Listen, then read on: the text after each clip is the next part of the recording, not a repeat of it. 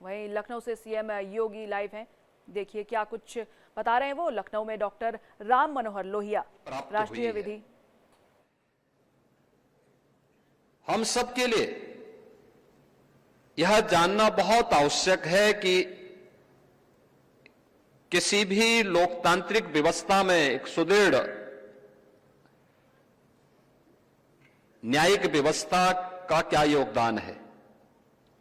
और मैं हमेशा इस बात को मानता हूं कि न्यायिक व्यवस्था जितनी मजबूत होगी, सुशासन के लक्ष्यों को प्राप्त करने में उतनी ही आसानी होगी।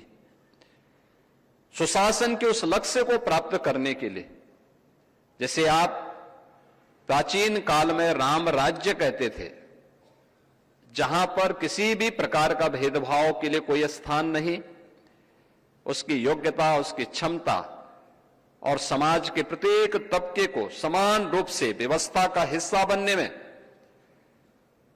किसी भी प्रकार की कोई समस्या न खड़ी हो, उस अवधारणा को सुशासन के माध्यम से ही प्राप्त किया जा सकता है।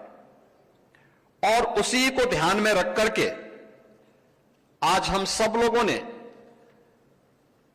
इस व्यवस्था को और सशक्त बनाने की दिशा में कार्य प्रारंभ किया है। मुझे बताते हुए प्रसन्नता है कि उत्तर प्रदेश के अंदर विश्वविद्यालय और महाविद्यालयों में हम लोगों ने छात्रों को डिजिटल प्लेटफॉर्म्स, ई कोर्ट प्रणाली, अल्टरनेटिव डिस्प्यूट रेजोल्यूशन और साइबर लॉ जैसे उभरते हुए क्षेत्रों में भी प्रशिक्षण की विशेष व्यवस्था की है। आर्टिफिशियल इंटेलिजेंस और डिजिटल एजुकेशन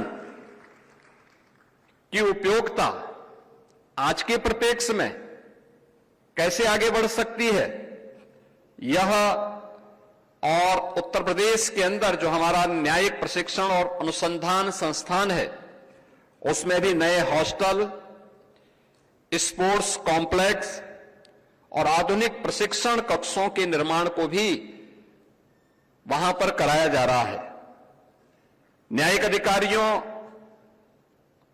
प्रोसिक्यूटर्स, पुलिस और प्रशासनिक अधिकारियों का भी निरंतर प्रशिक्षण और उनके स्किल डेवलपमेंट के लिए भी सरकार पूरी प्रतिबद्धता के साथ कार्य कर रही है।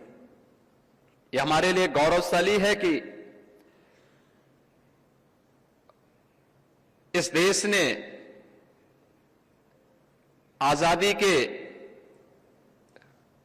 अमृत महोत्सव वर्ष के उपरांत अमृत काल के प्रथम वर्ष में 3 नए कानून, जिनकी धारणा ही न्याय है, उसे लागू किया है।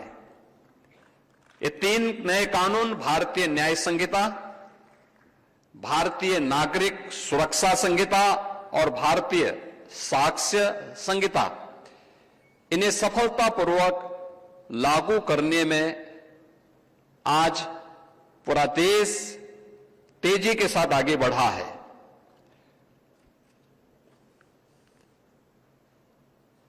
रूल ऑफ लॉ, यह बेंच और बार के बेहतरीन समन्वय से ही आगे बढ़ सकता है।